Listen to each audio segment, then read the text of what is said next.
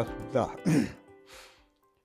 신신명 강의를 계기로 교도님들의 신심이 더욱 돈독해지시고 신앙과 수행에 정진적공하셔서 마침내 성부의 문이 활짝 열리게 되기를 염원하면서 신신명 강의를 시작하도록 하겠습니다. 오늘 이 시간에는 신신명 제17장 빛을 쫓으면 종치를 잃는다. 귀익은 득지 수조 실종이니, 이 돌아갈 귀자, 뿌리 근자, 뿌리에 돌아간다. 득지, 근본에 돌아가면은 뜻을 얻는다, 그 말이거든요. 수조 실종이라, 따를 숫자거든요. 따를 숫자. 빛을 쫓아, 빛을 쫓는다는 것은 돈이라든지 명예라든지 권리라든지 거기를 쫓는 것이 이 수조예요. 빛을 쫓는다. 그러면은 종지를 잃는다. 종지를 잃는다, 그 말이에요. 종지를 잃어. 근본으로 돌아가면 뜻을 얻고, 뜻을 얻는다고 그런 것은 부처님의 뜻을, 깨달음을 얻게 된다, 그 말씀이거든요.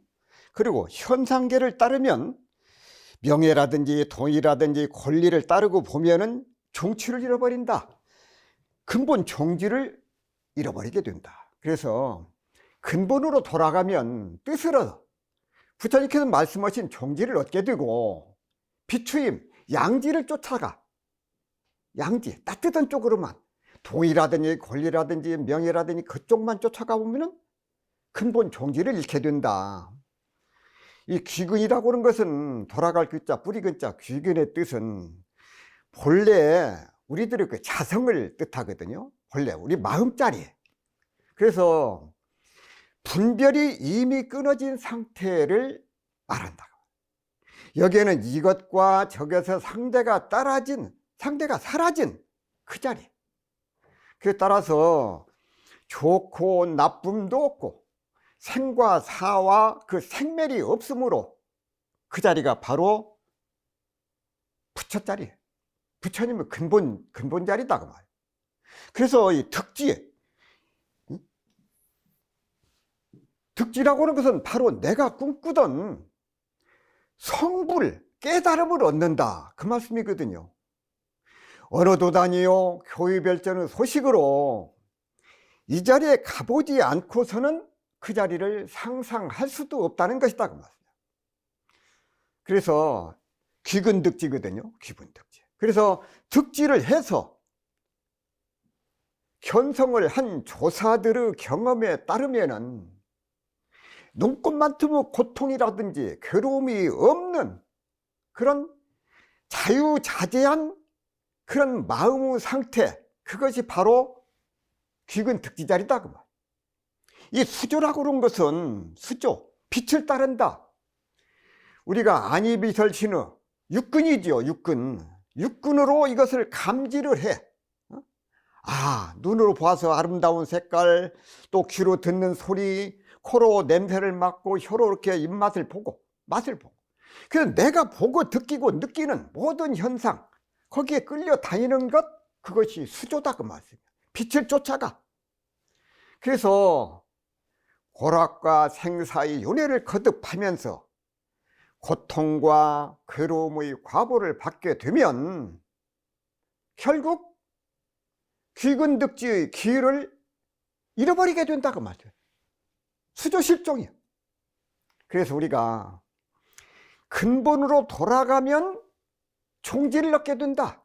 부처님의 근본 취지를 알게 된다. 깨달음을 얻게 된다는 말에서 이 근본이라고 하는 것은 무엇 하나 부족하거나 그렇다고 해서 넘침도 없는 부처님의 마음자리, 곧 거무련자, 뜻지자, 현지를 말한다, 그 말이에요. 종지.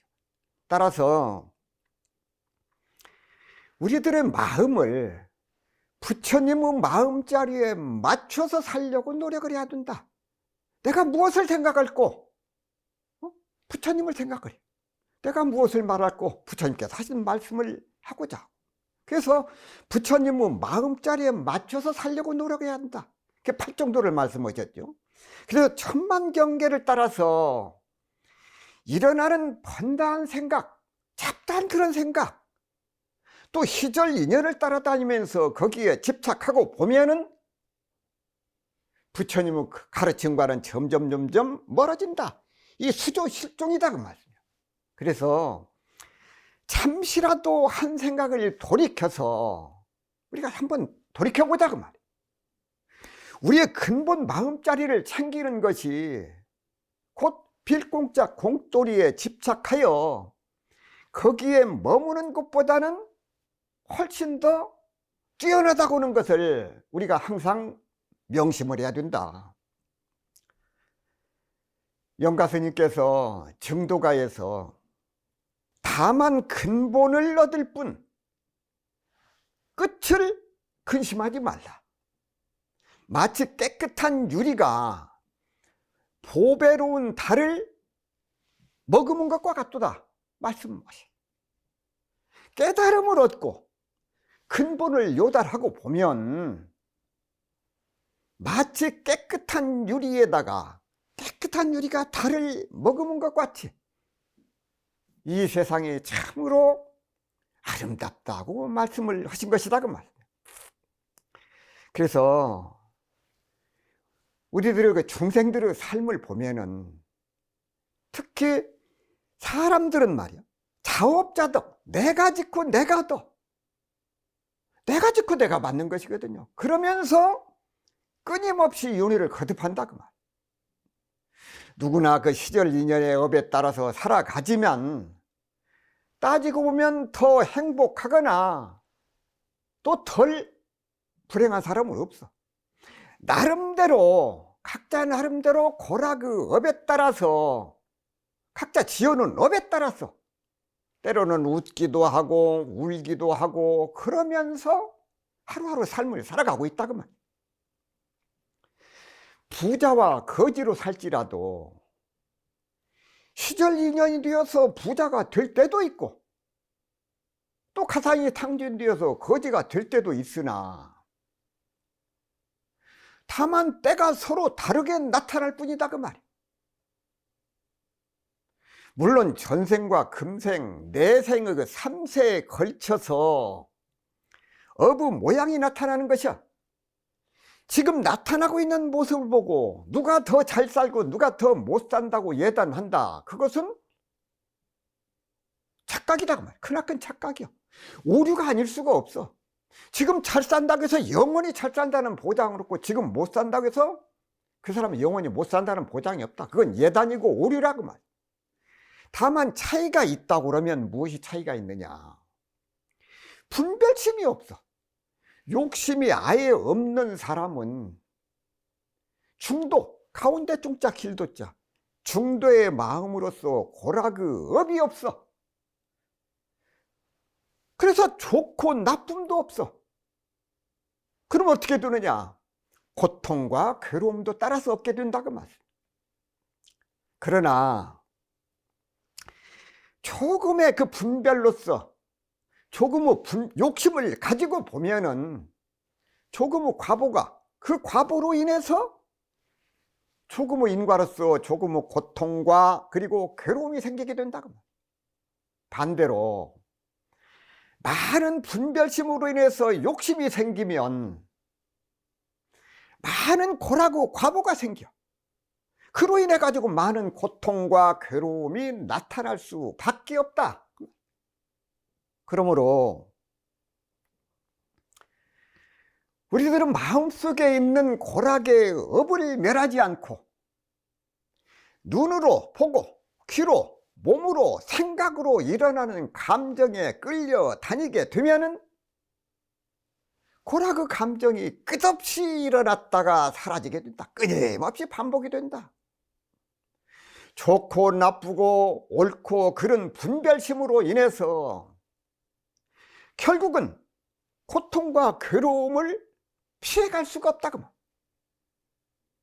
즐거운 일을 겪은 과보로 인해서 괴로운 일이 생기게 되고 좋은 일로 인해서 나쁜 일이 또 생기게 돼. 옳은 일로 인해 말미암아서 그런 일이 생기게 되는 것은 인과의 과보요. 마음의 업 때문에 그런다고. 성철 스님께서 신신명 강설에서 귀근득지, 자기의 근본 자성으로 돌아가면 뜻을 얻어 무상대도를 성취하고 깨달음을 얻는다고 말이에요. 수조, 따를 숫자, 비칠 숫자, 수조, 곧 비춤을 따르거나 자기 생각나는 대로 본래 망상, 업식, 망정을 자꾸 따라가다 보면 근본 대도를 잃어버린다는 것이라고 말씀을 하셨습니다. 이 책은담에 보게 되면 도덕을 지키면서 사는 사람은 한때가 적막할 뿐이야. 참 적막하죠. 그러나 권세에 아부하면서 사는 사람은 만고에 처량하다. 도리에 통달한 사람은 사물 밖의 사물을 보고 육체 뒤에 몸을 보거니와 차라리 한때의 적막함을 받을지언정 만고의 처량함을 취하지 말라고 말씀을 하셨습니다. 자, 인생이라고 하는 두 번 되풀이할 수 없는 숙명적인 존재.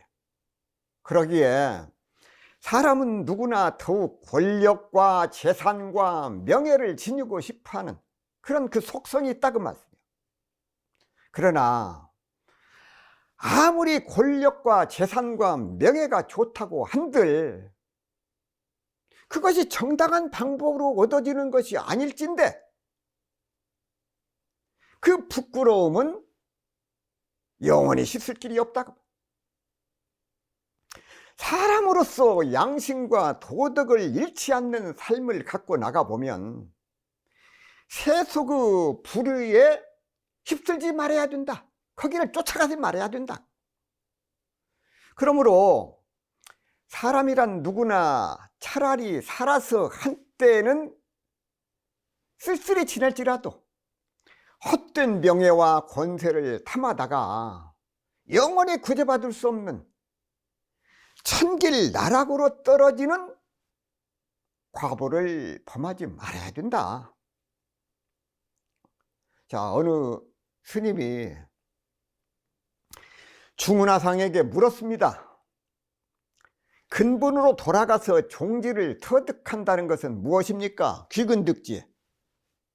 중은하상이 말씀을 벌써 죄다 망각해서 본류가 일어난 줄도 모른다. 이렇게 대답.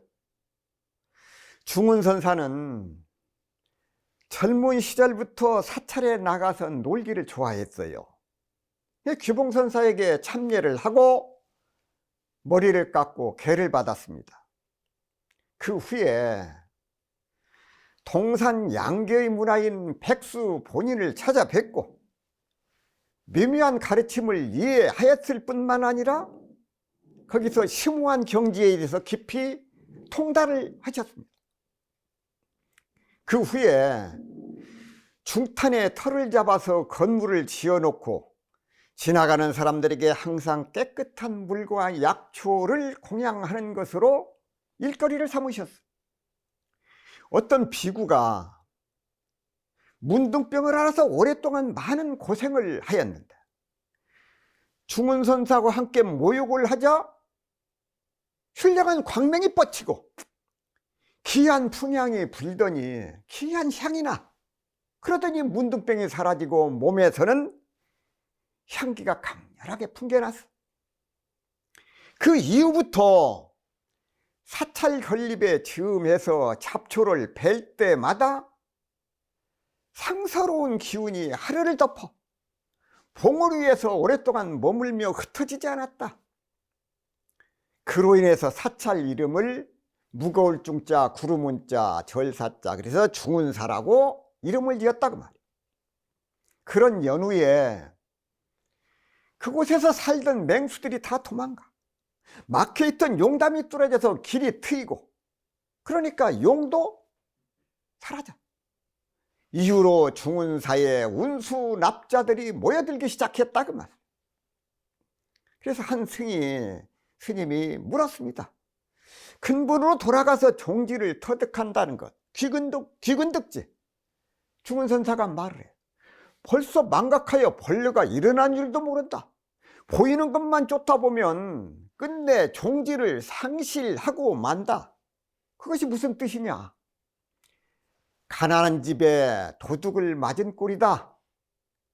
번뇌가 일어나는 줄도 모르면 어떻게 수행을 하고 깨침으로 나아갈 수 있다는 것이냐? 그러니까 중은선사가 말씀을 하시기를, 그대의 발밑에 벌써 번뇌의 풀이 자라났고 그대가 가는 길에는 깊은 어둠의 구덩이가 나타날 것이라고 말씀을 하셨. 신신명에 보면은 다원다려 하면 말이 많고 생각이 많으면 천불상응이다. 서로 응하지를 못한다. 말이 많고 생각이 많으면 더욱더 상응치 못한다. 서로 응하지 못하게 된다고 말씀을 하셨습니다. 말을 가지고는 사람의 감정을 전달할 수밖에 없어. 고유의 세계, 즉 진리의 세계, 깨달음의 세계는 결코 말로서는 표현할 수 없는 길이기 때문이다 그 말. 언어도단짜리고 심행처짜리거든요. 진리의 세계는 말을 가지고 음식의 맛 하나도 제대로 설명할 길이 없다. 내가 분명히 알고 있는 된장 맛이나, 예를 들면 그래요. 된장 맛이나 김치 맛을, 이것을 말로 설명하자면 어떻습니까? 좀 어렵지요. 어? 어려워. 말로 이거 김치 맛이나 된장 맛을 설명하려면 어렵다 그 말이야. 내가 분명하게 알고 있는 된장 맛이나 김치 맛을 이것을 말로 설명한다는 건 쉬운 일이 아니다 그 말이야. 이게 우스운 일이다. 된장을 먹어본 사람에게 된장 맛이 어떠냐? 설명할 필요가 없어. 그러나 평생 된장 맛을 구경하지 못한 사람에게, 외국인에게 된장 맛을 설명한다고 하는 것은 사실은 매우 어렵고 힘들다 그 말이야. 불가능해. 딱 한 가지 방법은 100마디 1000마디 말보다는 된장을 직접 먹어보게 하는 수밖에 없다 그 말이야. 먹어보면 돼. 그래서 한 가지 방울물이 영원히 마르지 않는 길은 바다에 떨어지는 길이라고 말씀을 하셨어. 그래서 조사 스님들이 그래서 언어 도단이요 심행처멸이라고 강조하셨다 그 말. 언어도 다 심행처멸. 그런데 우리가 지금 사용하고 있는 말이나 그 생각은, 말은 생각의 표현이거든요. 가지고 있는 생각을 표현을. 생각이라는 게 어디서 만들어지는 건지는 알 수가 없으나 누가 생각을 일으키는지, 생각이 과연 존재하기나 한 건지는 그러나 알 길이 없다. 한 생각 몹시 억울했던 기억을 떠올리면은, 과거에 억울했던 기억을 떠올리면은 얼굴이 화끈해. 얼굴이 화끈거려. 또 반대로 과거에 행복했던 그 기억을 떠올리게 되면은 나도 모르게 입가에 미소를 머금게 된다 그 말. 누가 손을 대거나 접촉한 일이 없이 한 생각을 일으킴에 따라서 얼굴이 화끈거리기도 하고 입가에 미소가 나오기도 하는 것을 보면은 생각이 나를 움직이고 있는 게 확실한데, 그 생각이 어디서 나오는 걸 모른다면은 꼭두각시나 헛개비라고 할 수밖에 없다. 만약 생각이 존재한다면 어디엔가는 저장이 되어 있어야 할 텐데, 우리 몸 어디에도 고정된 생각 저장고는 없어. 존재하지 않는다면 어디에서 생각이 일어나는지, 참으로 궁금한 일이 아닐 수 없다 그 말. 그래서 금강경에서 말씀하시는 범소 유상 개시 허망이라고 할 때 거기에서 모든 상은 모양 있는 모양만이 아니라 한 생각 일어나는 생각도 꼭 같은 상이라고 하는 것이다 그 말. 그렇다면 모든 모양이 변하듯이 우리들의 생각도 시시각각으로 변하고 있다.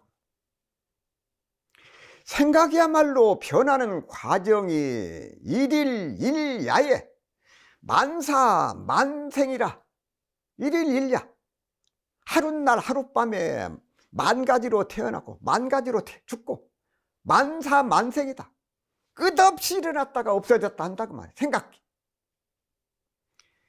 예를 들면 바다에서 물거품이 수없이 일어나고 멸해. 그래도 바닷물은 변함이 없어. 이것이 바로 연기공성이니 그런 것인다 그 말. 연기공성.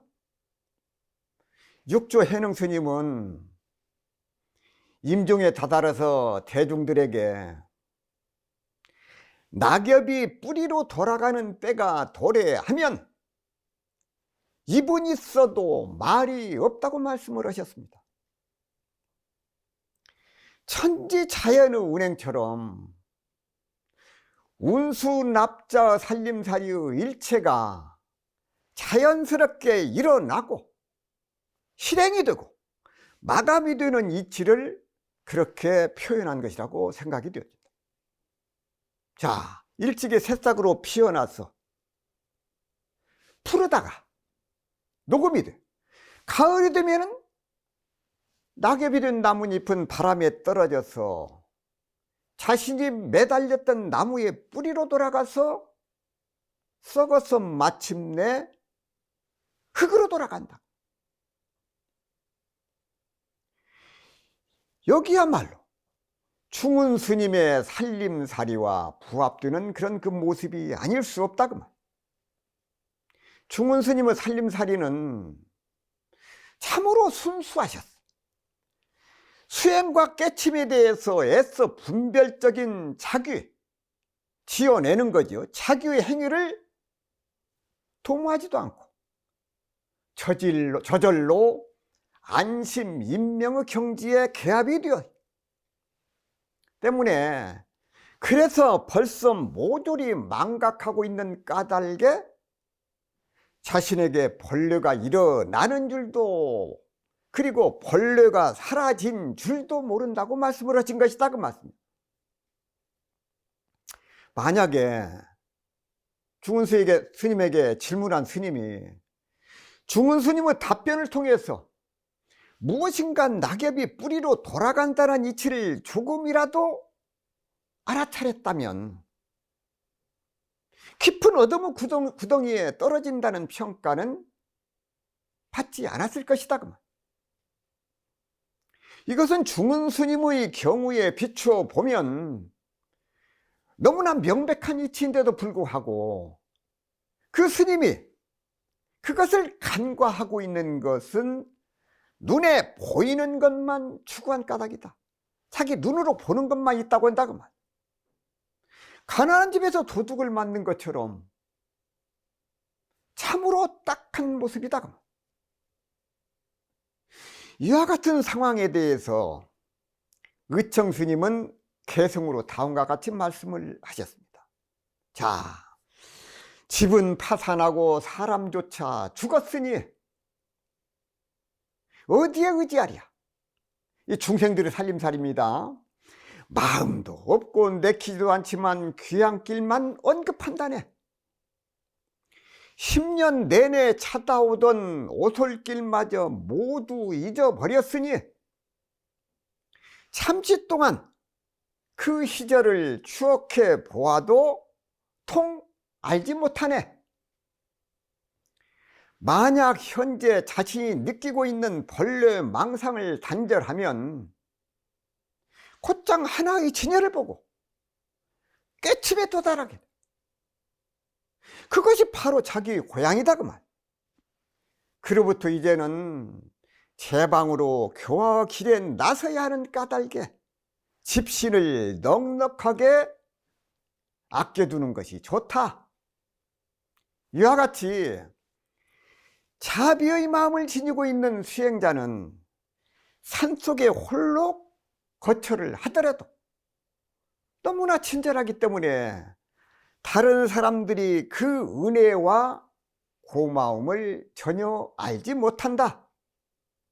설령 알아준다고 할지라도 순수한 살림사이의 경지를 터득하지 못한다면 아직도 온전히 깨치지 못한 채 편견을 고집하는 단판한, 이 단판한이라고 그 뒤에다가 판자를 짊어진 사람, 담을 쌓고 사는 사람, 그 사람을 단판한이라고 그럽니다. 단판한 무리에서 벗어나지 못하고 있음을 알아야 한다 그 말. 신신명에 귀근덕지요 수조실종이다. 근본으로 돌아가면 종지를 얻지만은 깨달음을 얻어 경계를 따라가면 종지를 잃어버리게 된다고 말씀을 하시다. 만법 귀일의 소식도 이와 같다 그 말. 이 소세산 대종사님께서 만법 귀일의 소식을 절벽에서 떨어지는 폭포와 산골에서 흐르는 물이 마침내 한 곳으로 모아짐을 보시고 만법 귀일의 소식을 전해주셨습니다.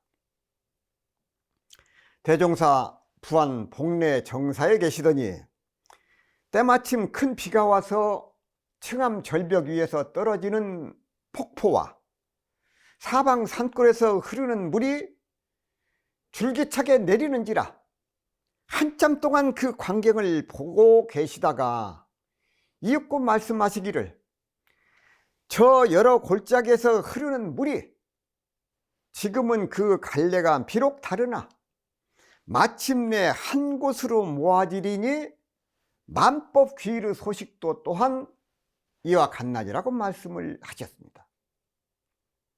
자, 근본으로 돌아가면 종지를 얻는다고 할 때 여기서 말한 부처님의 깊은 뜻, 곧 현지, 거무리한자 뜻지자, 현지라고 하는 것은 무엇 하나 부족함이 없는 오롯한 진리자리를 말한다고 말이에요.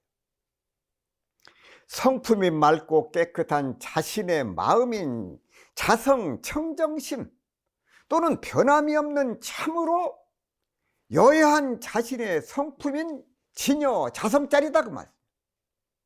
따라서 항상 우리의 마음을 진여 자성에 맞추어 살아가야, 그래야 종지를 얻고 그리고 깨달음을 얻고 부처님의 삶을 살아갈 수 있다고. 만일 인연에 따라서 일어나는 번단 세상의 일과 이치를 따라가거나 수조실정입니다. 거기에 집착함이 있다면 점점 부처님의 가르침과는 멀어지고 마침내는 수조실정, 종지를 잃게 된다 그 말. 소세산 대종사께서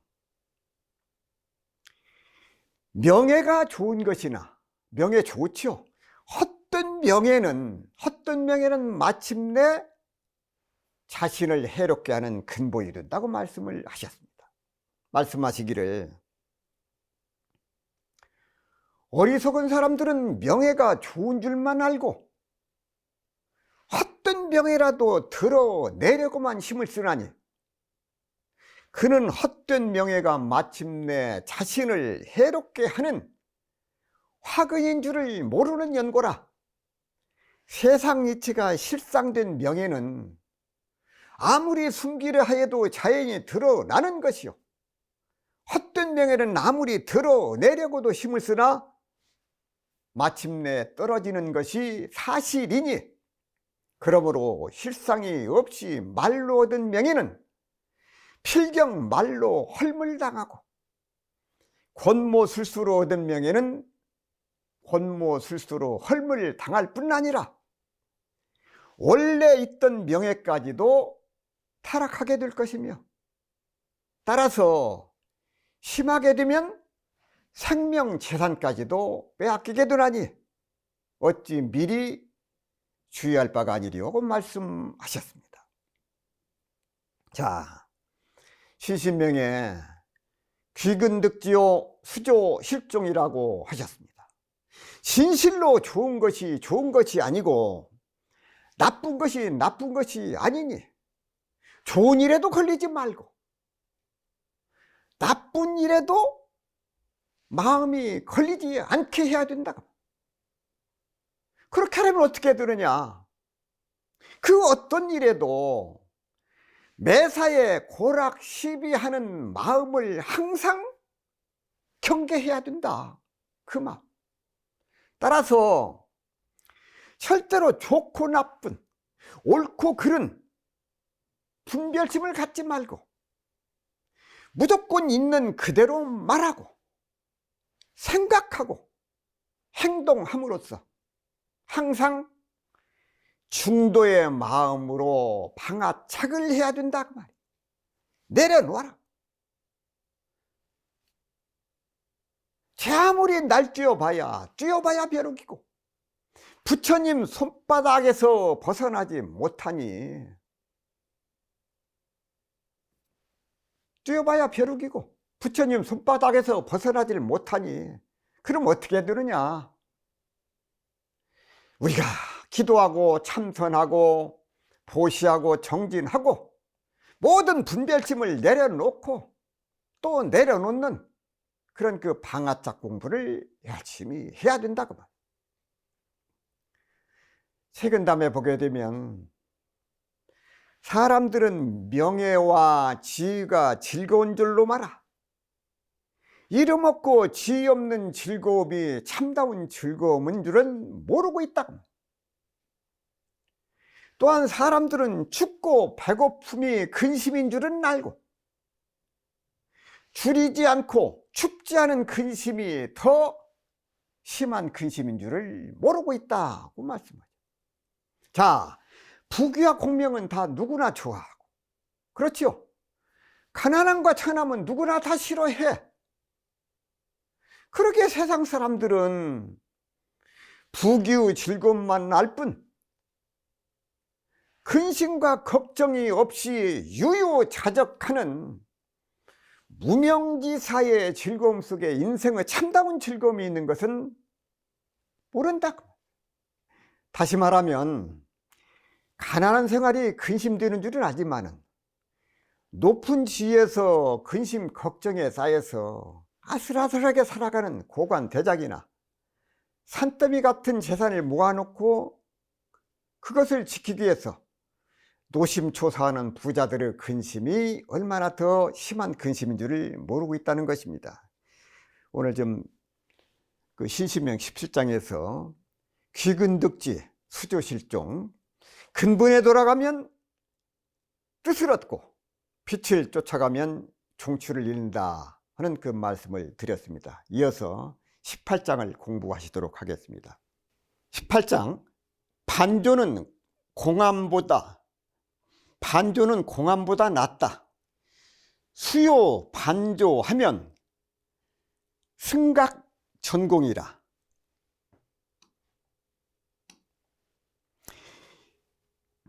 모름지기 숫자 이 잠깐 유자거든요. 수유 반조, 잠깐 반조를 한다 그 말씀이에요. 수유 반조하면 승각전공, 이길 승자, 다리각자, 앞전자, 공할 공자, 승각전공이라. 잠시라도 한 생각을 돌이키면 관공법보다 뛰어나다. 이 관공법, 이 공을 관하는 법을 관공법이라고 하거든요. 모든 것을 다 공으로 돌아봐. 그래서 여기서 말하는 이 수유라고 하는 것은 이 잠깐 동안 반조, 잠깐 동안 돌아본다. 수유 숫자는 모름지기 수, 유는 잠깐이니 수유는 모름지기 잠깐이라도 이 반조는 돌아볼 반자거든요. 돌아올 반자. 돌아올 반이고 조는 빛을 쫓아요. 그래서 이 반자, 돌이킬 반자나 돌아올 기자는 주로 본래의 자리로 돌아온다는 의미로 이렇게 사용이 되고요. 본래의 자리, 즉 원점을 돌이켜서 비추어 본다는 뜻이 수유반주. 수유반주는 모름지기 잠깐 사이라도 마음의 자성을 돌이켜서 비추어 본다. 우리가 이 살면서 참 생활에 쫓겨, 일상생활에 쫓겨서 자기 자신에 대한 생각, 내가 어떤 사람인가, 내가 무엇을 해야 되는가, 그것을 잊고 산다고 말이에요. 내 자신에 대해 잊고 살아. 승각전공이라고 하는 것은, 승각은 보다, 무엇보다도 더 수승하다. 이 전공은 앞에 공, 눈앞에 공이고, 눈앞에 공은 천만 경계를 공으로 관하는 그 수행법이 승각전공이거든요. 경계를 관하는 수행법에는 화관이 있어. 불로 보는 화관, 불화자, 볼관자, 물수자, 수관, 백골관, 사람은 백골. 그 다음에 수식관이 있는데, 수식이라고 하는 건, 수식관이라고 하는 것은 생각 가운데 하나, 둘, 셋, 넷 숫자를 헤아리면서 그것을 관하는 거거든요. 이 공관, 빌공자, 공관, 이 경계를 그렇게 바라봐요. 불로서 바라보고, 수관, 물로서 바라보고, 백골관, 또 수식관, 숫자를 세면서 바라보고, 빈 것이다, 공으로 바라. 그래서 수행하는 대상을 불이라고 바라보고, 혹은 물, 혹은 백골이라고 바라보고, 거기에 익숙하게 되면은 생각하고 바라보는 그 대상이 밖에서 나타나게 돼요. 이 공간이라고 하는, 빌공자 공간이라고 하는 앞에 많은 경계가 있어. 수행의 대상으로 바라보면, 생각으로 공하다고 계속해서 바라다 보면은 그 경계가 공하게 보이는데, 공해진 경계를 앞에 나타난 공이라고 해서, 그래서 이것을 이 전공이라고 하셨다고 말. 다시 말을 하면은, 자기 내면에 있는 마음의 근본 자리를 반조, 자꾸 돌이켜보는 것이 반조거든요. 돌이켜보는 것이 자기 밖에 있는 경계를 공하게 보는 것보다, 공하게 하는 것보다도 수승하다, 그 자리를 이긴다. 왜 반주하는 공부가 전공보다도 더 수승하냐? 전공하지 말고 반조해라, 그 말인데, 전공보다도 왜 반조가 더 수승하냐? 전공은 눈앞에 있는 대상이 공한 것을 보았지만 그 법이 공한 이치를 알지 못한다, 보지를 못한다. 법이 공한 이치라고 하는 것은 무엇이냐? 몸과 마음 등 일체가 최무상, 즉 체법은 인연을 따라서 이루어진 것이고, 인과 연은 시간과 장소가 변함에 따라서 변하는 것이니 그 자리가 공한 것이다, 그 말. 이 이치를 알지 못하고 공한 것만 바라보고 있어. 그러니 반조보다도 못하고, 또 재범무아의 이치를 모르니 불생불멸하는 적정열반에도 들 수가 없어. 그러니 반조하는 공부가 전공하는 공부보다도 더 수승하다고 말씀을 하신 것이다, 그 말. 자, 신신명에 수유 반조하면 승각 전공이라. 잠깐이라도 돌이켜 비추어 보면 공을 앞세우는 것보다도 훨씬 낫다고 말씀을 하셨다. 수유 반조란 생각의 속임수에서 벗어남을 말해. 그러니 전공보다도 뛰어남이라고 이름을 붙인 것이다, 그 말. 여기서 전공이란 앞전자 빌공자, 전공이라고 하는 것은 목전공, 눈으로 보는 목전공, 목전공을 말하는 것인데, 눈앞에 모든 것이 공했다 아니다 하는 분별이 남아있는 공이다 그 말이에요. 나 자신이 공했다면 전공, 필공자, 전공이니 후공이니 말할 사람이 있을 수가 없어. 내가 있고 공이 있다는 것은 이미 양변에 떨어져. 내가 없으면 전공도 후공도 없는데, 내가 공이 있다고 하는 것은 이미 양변에 떨어졌다고. 상대성에 속은 것이다.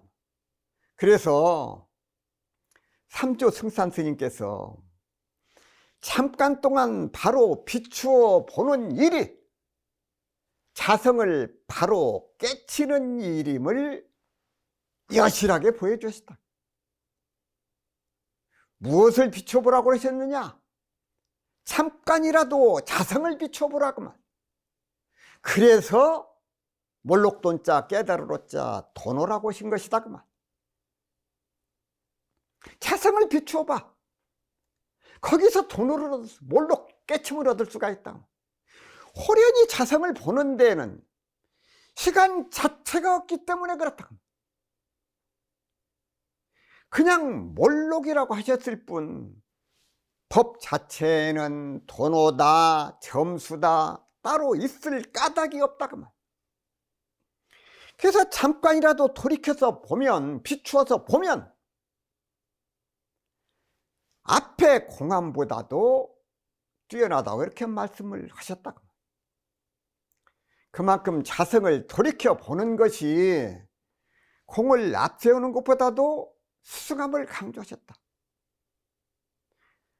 회광반조라는 말씀이 있습니다. 회광반조, 회광반조. 빛을 돌이켜서 비춰본다. 눈앞에 나타나 있는 것들을 따라가지 않으면 눈앞에 있는 것들의 진실이 명백해진다는 것이다.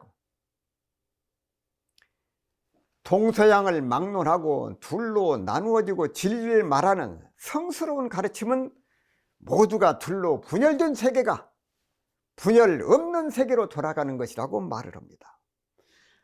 앞장에서 귀근득지요 수조실종이라고 말씀을 했습니다. 근본에 돌아가면 큰 깨달음을 얻어 종지를 얻고, 빛을 쫓아가면은 종취를 얻는다. 공자님께서 본립이 도생이라고 하셨거든요. 우리가 근본을 쫓아가, 근본을 깨닫는 그런 그 공부에 더욱더 우리가 정성을 가지고 노력해야 하겠습니다. 오늘 강의 여기서 마무리하겠습니다. 감사합니다.